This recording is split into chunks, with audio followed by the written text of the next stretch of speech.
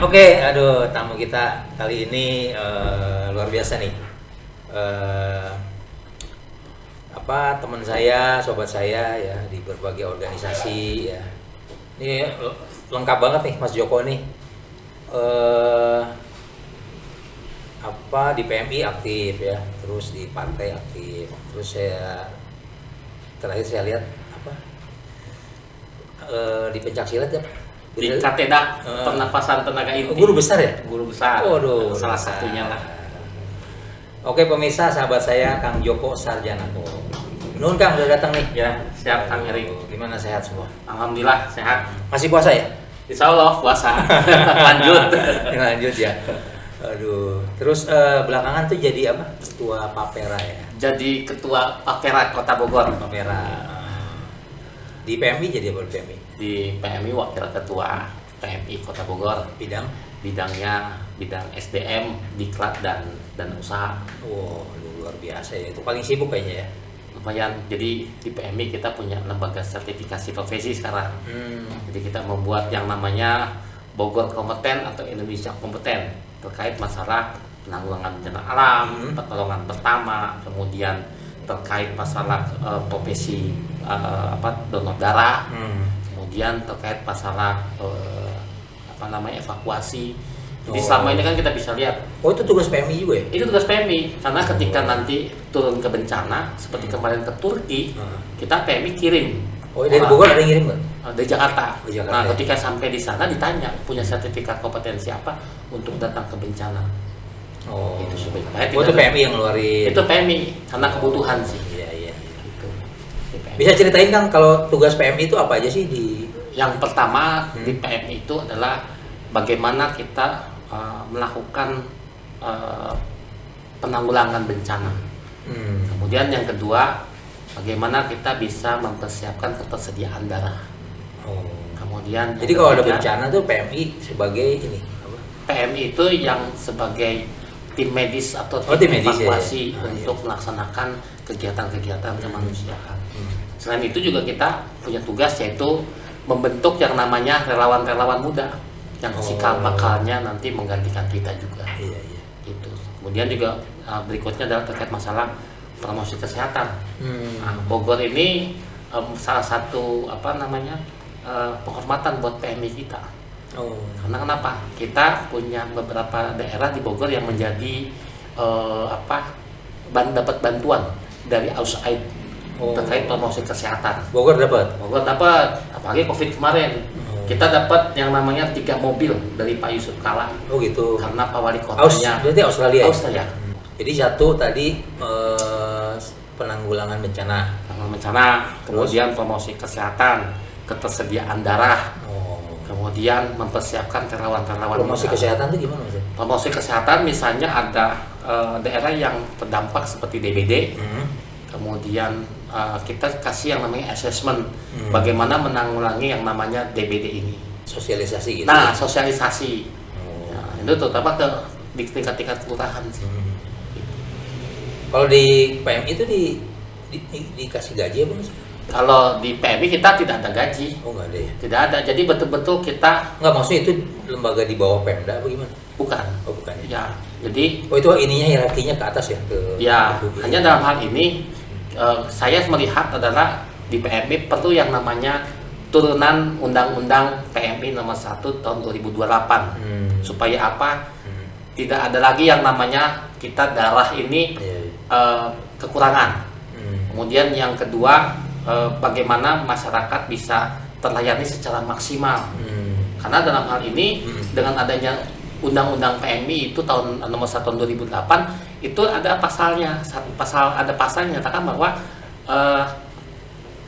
untuk pendanaan itu kewajiban pemerintah daerah untuk membantu PMI.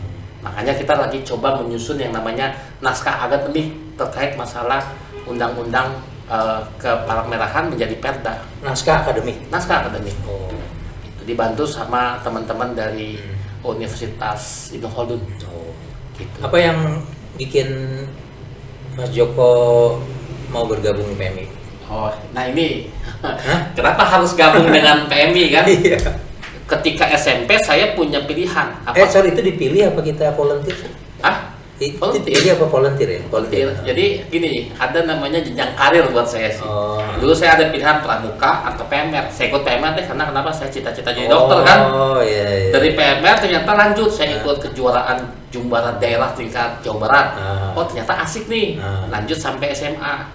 Setelah SMA saya ikut yang namanya Korps Sukarela PMI. Dari Korps Sukarela karena umur sampai 35 lanjut jadi namanya TSR, Tenaga Sukarela.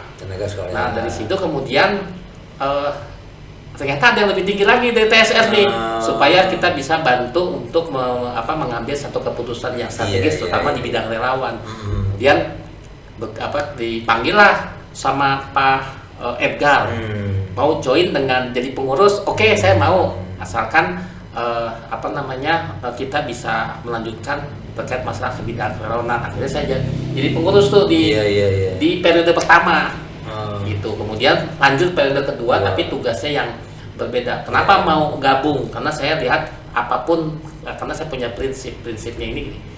Apapun organisasi yang kita ikuti, kita pasti punya batas waktu, 5 tahun atau 10 tahun atau 15 tahun. Nah, ketika kita punya batas waktu ini di satu organisasi, kita harus punya yang namanya kemanfaatan buat organisasi itu. Target gitu. Kemudian yang berikutnya adalah setelah kita bermanfaat, kita dikenang sama orang bahwa kita pernah berbuat sesuatu di organisasi itu. Kurang lebih begitu. Mau di PMI, Sanjang. Jadi ini ya passion dari kecil ya? Passion kecil lah. Kalau saya kan pramuka waktu itu, cita-cita tentara waktu itu, cuman nggak kesampean. Jadi PMR lawannya. Jadi ada kepuasan batin ya kalau udah. Kalau saya kepuasan terutama sih sekarang kan karena saya ngebidangin SDM, kemudian ngebidangin diklat, dan itu memang bidang saya, SDM sama diklat sama usaha. Apalagi kan saya belajar juga sama Kak Erik terkait masalah ngurus organisasi, terutama di Kadin waktu itu, yang sangat luar biasa banyak ilmunya. Jadi dalam hal ini saya melihat 24 jam telepon saya dibuka untuk orang yang butuh darah. Sekarang ini? Sekarang. Jadi saya punya kemanfaatannya itu 24 jam saya buka nomor telepon. Ketika telepon jam 1 malam, jam 2 malam, Pak saya butuh darah golongan A dan B. Kemudian saya tinggal sesekan atau misalnya komunikasi dengan Dr. Wisnu, kepala UDD. Itu direspon, jawab. Kemudian itu terjadi, benar terjadi? Itu terjadi. Jadi dalam hal ini, emang nomornya Mas Joko itu jadi hotline apa gimana? Tidak jadi hotline, saya sebar ke masyarakat. Gitu. Secara ini sebar aja. Betul, nomor telepon saya dari tahun 2000 nggak pernah ganti. Gitu, dan saya tidak pernah yang namanya tidak balas WA atau SMS dari orang yang butuh darah. Pasti saya bantu. Sampai sekarang masih? Sampai sekarang. Malam-malam menghubungi gitu. Sampai sekarang, dan kemarin juga Pak anggota ketua komisi 4 telepon ke saya butuh darah.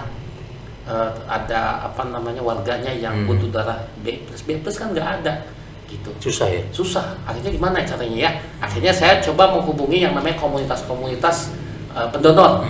Akhirnya alhamdulillah dapat gitu. Emang masyarakat berpikirnya kok kita beri darah sih ke rumah sakit ke UDD? Enggak. Kita tidak pernah yang namanya jual darah, tapi mengganti pembiayaan pengolahan darah yang itu sesuai dengan Permenkes. Harganya berapa? 330.000 gitu. Kalau masyarakat beli, bukan beli namanya. Kalau yang butuh darah itu ya, ngambil ke PMI itu bayar nggak? Nggak bayar. Nggak bayar kan? Nggak bayar. Jadi nanti ketika masyarakat butuh darah, nanti tinggal ambil surat pengantarnya ke kita. Setelah itu surat pengantar kita proses, nanti darahnya itu bisa langsung diambil oleh masyarakat, bawa ke rumah sakit. Gitu. Atau juga teknisnya 2, rumah sakit yang pihak kesini, kemudian setelah itu administrasinya selesai, kemudian kasih ke rumah sakit. Atau yang kita sering lakukan adalah kita melakukan yang namanya dropping ke rumah sakit tersebut. Jadi perlu diketahui nih. Dropping ada dropping ya. UDD PMI Kota Bogor itu cover Kabupaten Bogor. Gitu. Cover ke Sukabumi, Kabupaten. Kemudian cover ke Cianjur. Gitu. Jadi dalam hal ini saya menghimbau yang namanya ini warga Kota Bogor supaya Supaya rutin. Saya rutin, Kang. 3 bulan sekali saya rutin. Luar biasa. Ya rutin, alhamdulillah. Saya udah berapa ya? 80-an. Nah, diolah. Itu udah diambil tuh dibersihin lagi. Dibersihkan, diolah. Nah itu yang makanya kena biaya 330.000 itu. Jadi mesti ada yang namanya menggunakan regionnya region untuk anti HIV, kemudian anti sifilis dan seterusnya, sehingga darah yang keluar dari UDD PMI itu layak dikonsumsi oleh yang namanya masyarakat. Gitu. Ada juga ketika kita tes bagus, ternyata ada satu penyakit, itu kita buang. Nah itu yang untuk buangnya ini itu kan perlu biaya. Nah kalau yang misalnya jadi kan itu pasti dibayar oleh rumah sakit. Kalau misalnya yang buang kan otomatis itu jadi apa namanya, kita kerugian. Nah justru yang perlunya namanya perda donor darah atau perda kepala merahan di.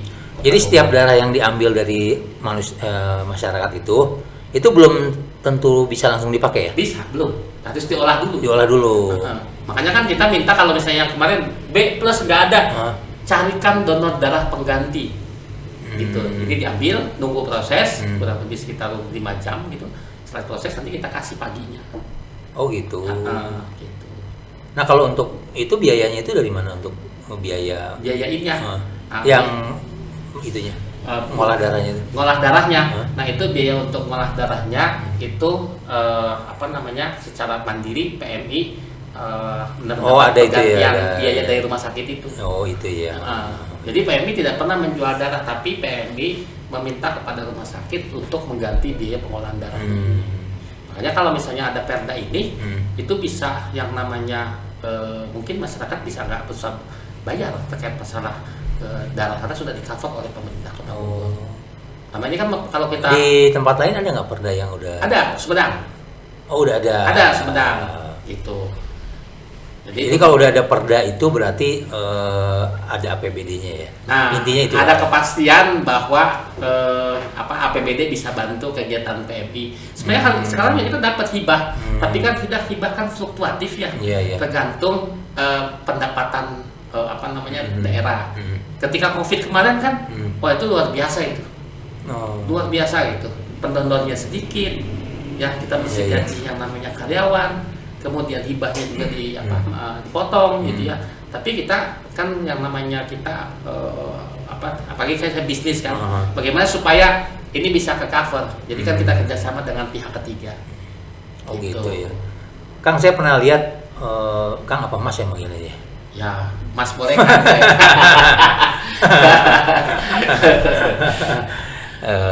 Gini, saya pernah ada teman begitu dia mau donor tuh langsung nama dia tuh merah gitu. Oh, berarti reaktif. Oh reaktif ya? Ya reaktif itu nanti kalau misalnya nggak, dia belum diambil, darahnya belum diambil. Cuman kayaknya ada rekor di situ. Oh ya, jadi kalau misalnya ketika pertama kali tes, itu kan dites yang namanya tekanan darah sama HB. Kalau HB ketinggian itu langsung merah, nggak bisa lanjut.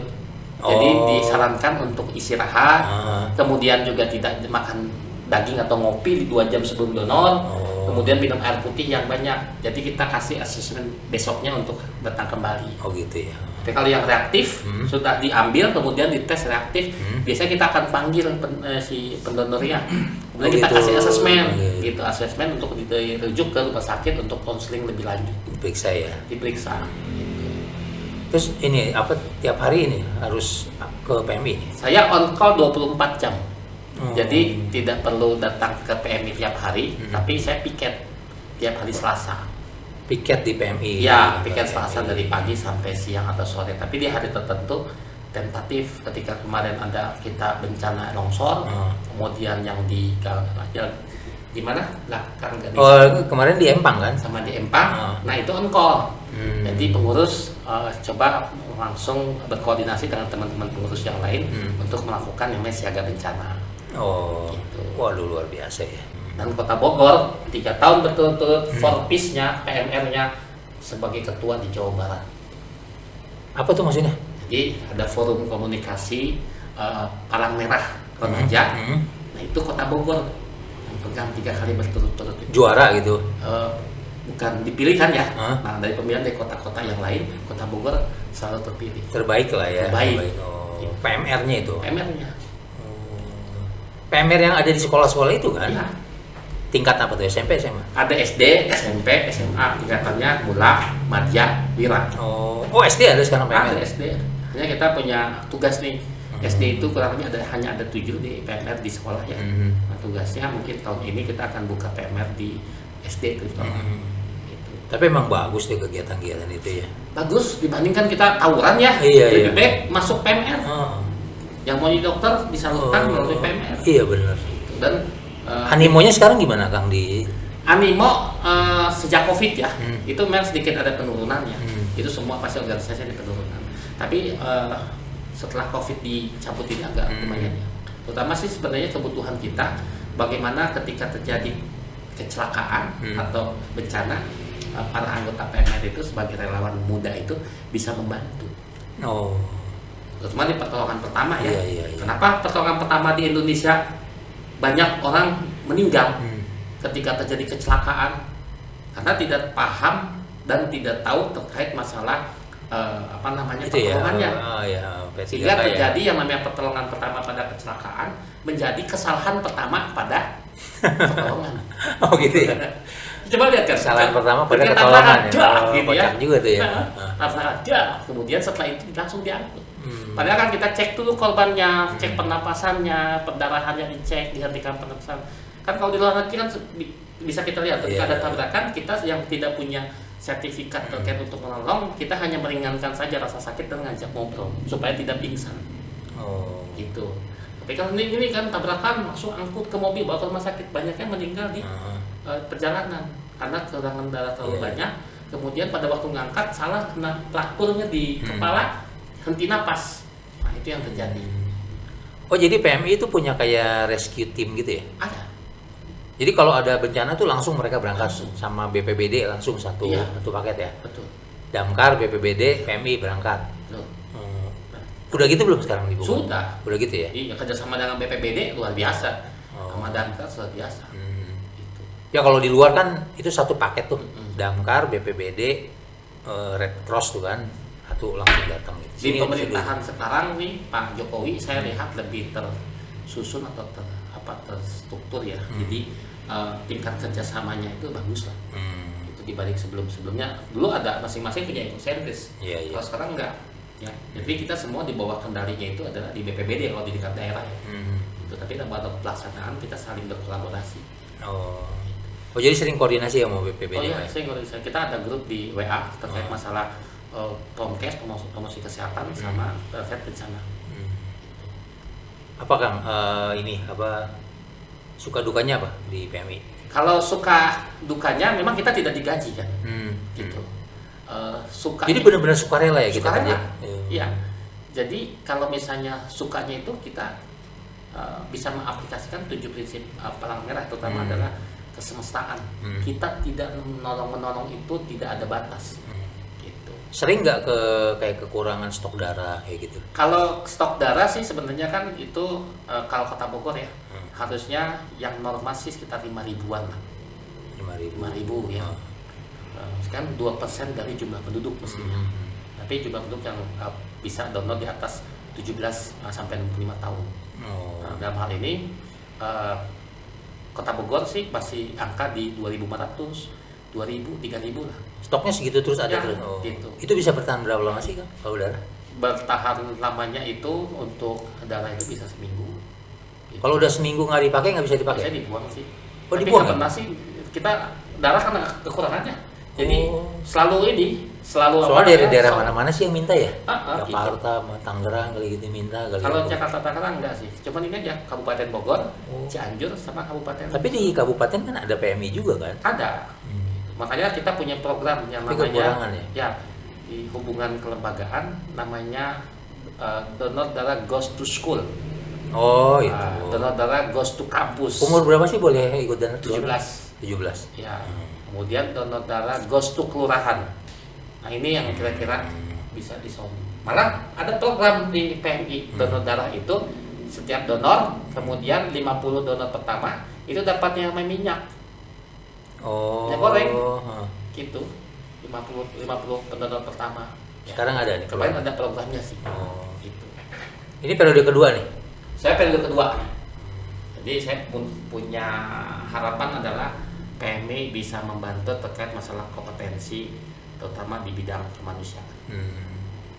punya ini nggak, punya niat jadi ketua nanti? Kalau saya jadi ketua berminat.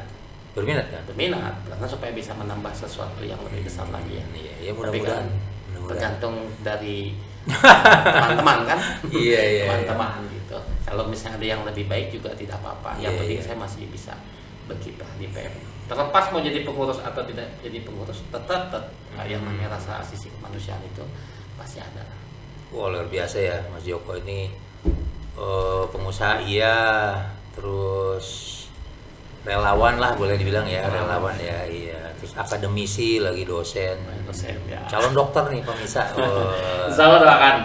Calon dokter dari Calon IPB. dokter. Oh, ngeri. Terus ini lagi guru besar silat ya. Ya, saya senang olahraga.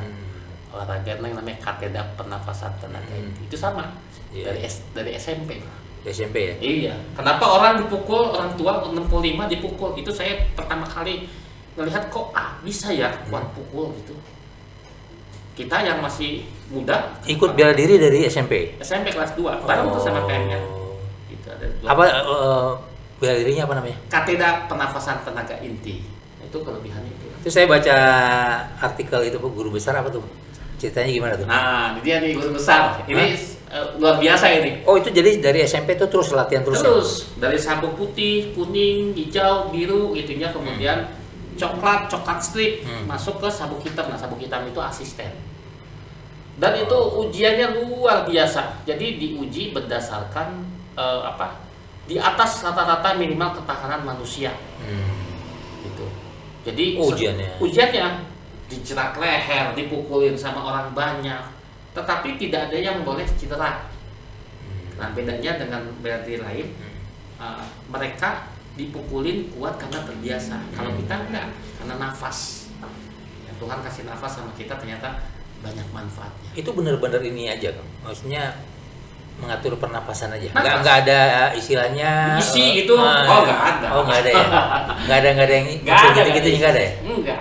Bisa nanti dicoba gitu ya. Jadi saya pernah ngelatih Jadi kayak apa, maksudnya kayak kebatinan gitu nggak ada ya? Tidak ada. Semua agama bisa ikut latihan ini. Bisa ya. Bisa.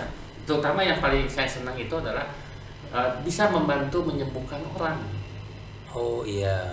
Jadi menyembuhkan penyakit yang namanya asma, ambeien, kemudian jantung, ya gitu. Oh, Kang Joko bisa juga. Bisa dengan olahraga itu. Oh, kita ini sendiri. Kita kasih treatment, latihannya seperti ini. Gitu. Oh, bagus juga ya.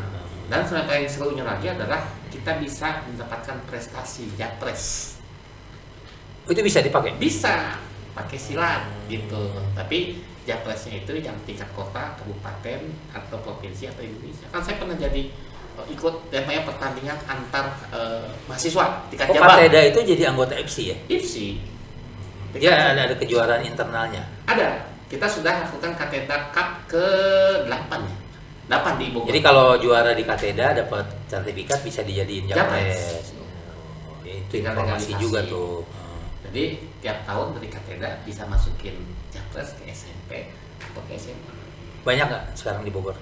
Di Bogor itu banyak. Banyak ya? Ya.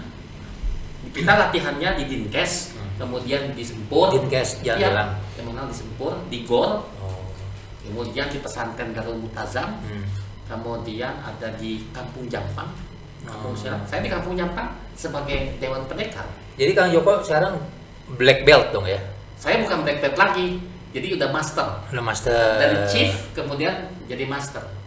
Tingkat 4, nanti tingkat 5, tingkat 6. Itu olahraga itu diciptakan di sini apa dari impor dari luar itu? Sebenarnya ilmunya dari luar, Dari luar. ya. Tapi Dari ilmu mana? terakhir di Jepang. Oh, Jepang. Ya, ilmu terakhirnya ditemukan di Indonesia, yaitu di Jawa Timur. Namanya Kateda. Gitu. Itu singkatan apa? Nggak ada, bukan. Itu Tidak ada Jepang, singkatan, bahasa jadi Jepang. hanya ranah ini aja yang sudah masuk ke deep silent, itu akan baca yang namanya Kateda. Oh. Nah, itu adanya bacanya bisa dilihatnya tuh di Gunung Bromo. Jadi ada, kalau dibilang orang Indonesia yang menemukan ilmu ini namanya Lionel Henry Nasution, yang bisa memecahkan ilmu itu.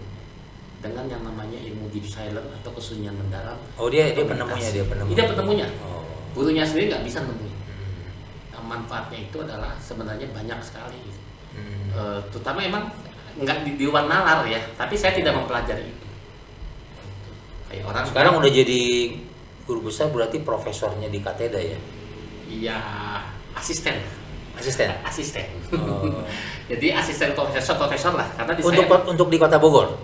Kalau di Kota Bogor, profesornya ya, ada di Kota Bogor ada. Ada ya. Ada. Malah sekarang murid saya kedudukannya sama dengan saya. Buat saya nggak masalah. Gitu. Tingkatan itu tidak melihat umur. Siapa yang maju duluan, silahkan. Anak-anak pada ikut nggak?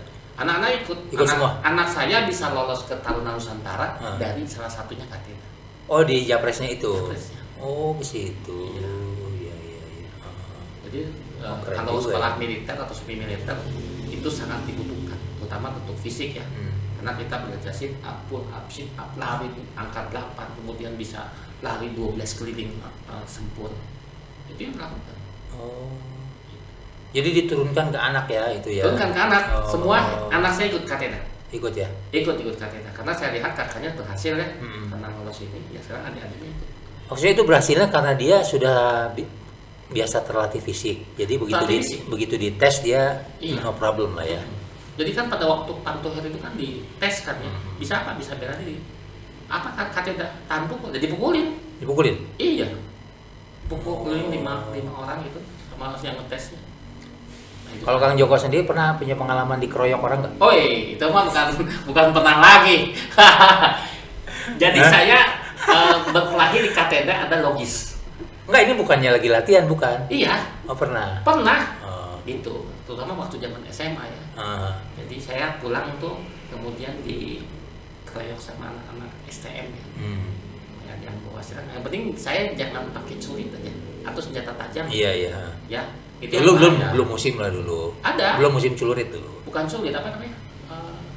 Apa sih namanya ya? Rantai itu ya? Rantai, bukan rantai ya. Dia bawa senjata. Tapi yang kecil.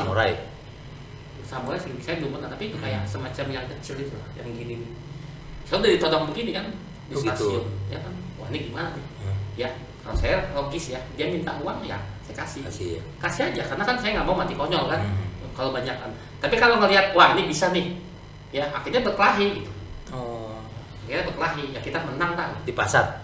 Bukan di pasar, di gedung sawah. Oh gitu. Gedung sawah tuh ada hampir 1 lawan 10. Udah. Tapi kan dulu fair itu ya, maksudnya satu-satu kita berkelahi gitu. Kalau sekarang kan enggak, kalau keyokan kalau sekarang. Benar. Itu sih pengalamannya, tapi membuat kita percaya diri. Karena kan yang namanya pemain harus pernah bermain. Pasti kita belajar bela diri, pernah juga kita berantem. Iya. Tapi saran saya sih. Tapi berarti itu terbukti ya? Terbukti, iya. Terbukti mematikan. Pakai apa sih? Bukan balok ya, kayu apa yang biasa buat bendera itu dipukul gitu.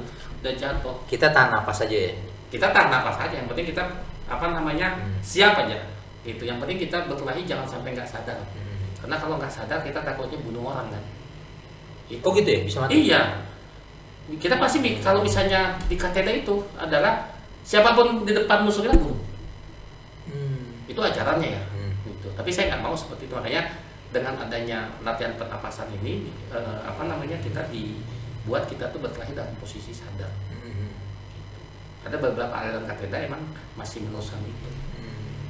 Kalau mau gabung di mana? Gabung di Sempur. Bisa kasih informasi. Nah, kalau mau gabung latihannya di Sempur. Ya. Kalau puasa ini kurang lebih jam 4 sampai jam 6. Terus Kang Joko ini rutin ngelatih? Nggak terlalu rutin ngelatih di Sempur. Karena kan udah ada asisten ya, paling ngecek gitu ya, sebulan 2 kali gitu ya, atau sebulan sekali. Kalau yang nanti besok nih kita ada latihan di Dinkes, itu hari Minggu. Kalau kejuaraannya ada di level apa aja Kang? Levelnya di kota ada, ya. Kemudian Porda ada Porda. Kalau Porda belum masuk, tapi atlet kita ikut Porda. Oh ini mewakili Kota Bogor. Mewakili di bidang pencaksilat. Oke, tadi PMI, terus Kateda. Terus sekarang saya mau tanya Bisnis nih, Oh, bisnis. Bisnis kan di ini kan di IT kan. Ya. IT ya, IT. Jadi bisnis saya macam-macam sekarang nih. Iya, iya.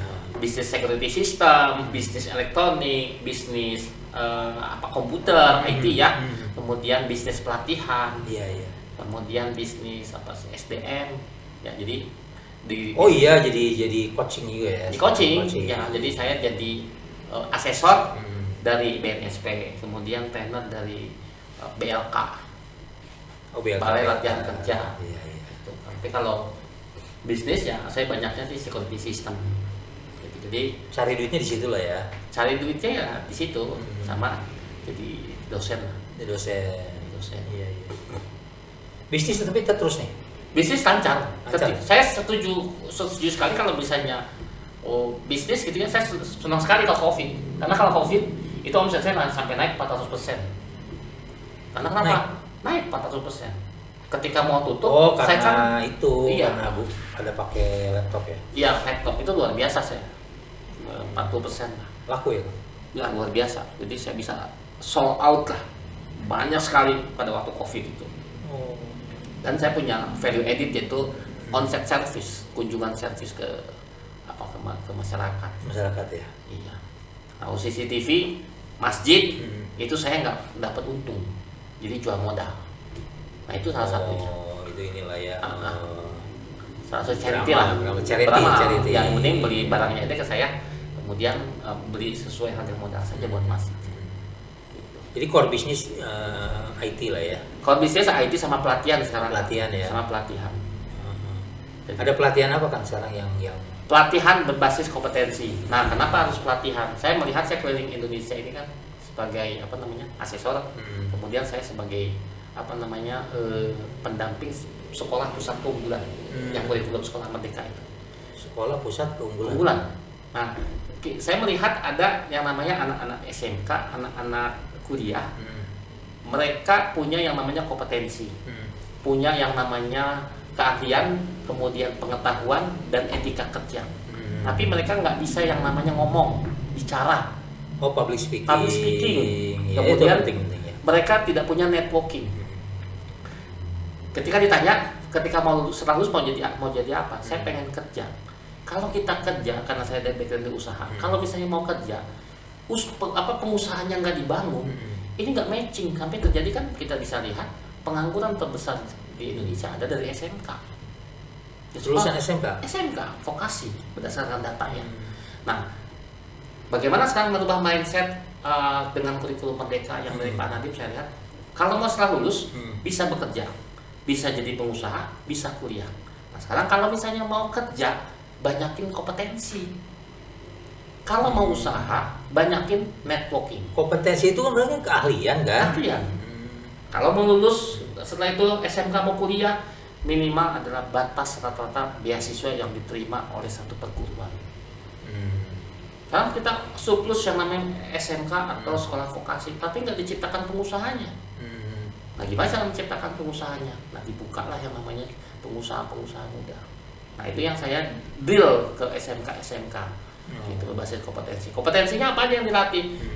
Terutama misalnya kalau saya bidangnya IT, itu adalah saya menciptakan yang namanya teknisi-teknisi komputer, teknisi CCTV, kemudian teknisi AC, kemudian teknisi elektronik. Oh, itu itunya. Itu. Jadi kalau misalnya teknisi CCTV kita bisa joinkan mereka supaya jadi pengusaha, yaitu di komunitas installer Indonesia. Komunitas installer. Installer Indonesia itu. Nah, dengan menjadi pengusaha dia bisa kerja mandiri menginstalasi CCTV se-Indonesia. Ya, itu buat kita dan mereka membuka lapangan kerja sendiri. Gitu. Sekarang kita lihat kurikulumnya sekolah tidak matching dengan dunia industri. Oh, jadi Kang Joko sekarang melakukan pelatihan-pelatihan untuk menghasilkan itu tadi? Iya. Gitu. Jadi dilingkan. Jadi ada teman-teman yang butuh teknis ini, ada yang juga ya. Karena kenapa? Kita setelah lulus kalau di pengusaha ya, udah nggak ngeliat backgroundnya dari universitas mana dan dari sekolah mana. Yang ditanya kamu bisa apa? Ya, kalau misalnya kamu bisa apa, berarti jelaskan kerangka unjuk kerjanya. Nah, yang tidak dijelaskan oleh teman-teman di guru gitu ya, atau di dosen, kerangka unjuk kerjanya seperti apa. Karena kan kita lulus atau kita sekolah atau masuk kampus hanya menyatakan bahwa kita pernah belajar di situ, tapi kan kompetensinya atau keahlian apa kampus atau misalnya sekolah yang ngasih, enggak, tapi harus pihak ketiga menggunakan LSP, lembaga sertifikasi profesi, menggunakan asosiasi, menggunakan perusahaan. Ya, karena kenapa? Supaya mereka ketika lulus itu yang dilihat sertifikatnya itu sertifikat gambar Garuda. Oh resmi. iya. Ada. Tapi kita kalau mau bisnis sesuatu itu kita kan harus menguasai lah bidang itu kan. Nggak harus. Enggak. Kalau mau jadi pengusaha, jangan IP-nya terlalu tinggi. Kalau IP tinggi, pegawai kita. Kita sebagai pengusaha hanya pintar dan cerdas menangkap peluang. Itu. Makanya kan karyawan-karyawan saya rata-rata emang pintar-pintar kan. Yeah. Jadi layak mereka sebagai karyawan karena pintar. Gitu. Tapi kalau owner nggak usah tinggi-tinggi IP ya. Kalau saya IP tidak usah tinggi-tinggi. Iya. Gitu. Wah ini keren juga nih filosofi hidupnya ya. Iya. Ya, harapannya sih seperti itu. Gitu. Memang jadi pengusaha kan kita seperti ban Mau berjalan. coba bisnis lain nggak? Saya coba bisnis properti sih. Properti ya. Properti karena properti ini bisnisnya yang menurut saya ini sustain. Ya, tapi Iyalah orang butuh terus. ya beli rumah kecil kemudian perbaiki jual, kecil jual, kemudian juga coba juga kerjasama dengan teman ya, kita buka properti kecil-kecilan. Oh udah sekarang. Sudah jalan lah ya Oke. gitu. Oke terakhir ini nih, Kang Joko ini aktif di politik juga kan ya. Oh iya. Di Gerindra sekarang ya. Kita terakhir jadi ketua Papera nih. Ceritain Kang dikit Papera ini. Oh ya, Papera komunitas atau misalnya organisasi pejuang pedagang Indonesia Raya. Singkatan dari Pejuang pedagang Indonesia Raya. Kenapa saya mau gabung ke Papera kan itu ya? Karena saya backgroundnya pedagang. Gitu. Karena di Papera saya lihat ekonomi kerakyatan harus ada.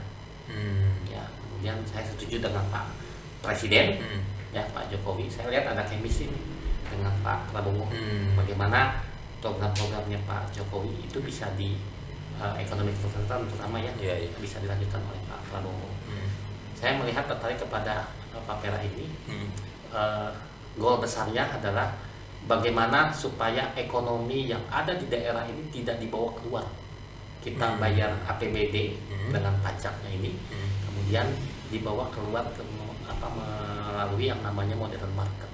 Tapi saya coba lihat beberapa pasar di Kota Bogor ini okupansinya mungkin 30 sampai 50% ya. Pasar ya. Maksudnya orang mau masuk ke pasar itu lihat girohnya itu sudah berkurang ya.